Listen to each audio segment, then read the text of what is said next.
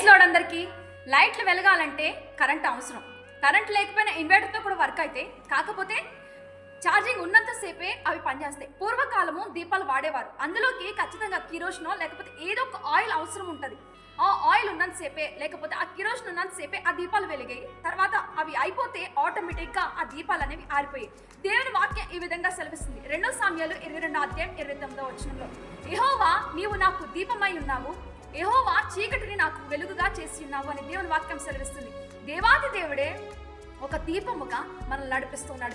ఎటువంటి చీకటి వచ్చినా సరే ఆ చీకట్లో కూడా మన జీవితాలను వెలిగించే వ్యక్తిగా దేవాతి దేవుడు మనతో ఉన్నాడు. ఆయన దీపముకి కిరోసిన్ అవసరం లేదు, ఎటువంటి ఆయిల్ అవసరం లేదు, ఎటువంటి ఛార్జింగ్ అవసరం లేదు. ఏది లేకపోయినా దేవాతి దేవుడు నిత్యం వెలుగుతూ మనల్ని చీకట్లో కూడా నడిపిస్తాడు. అటువంటి కృప దేవుడు మనందరికీ దయచేయును గాక. ఆమేన్.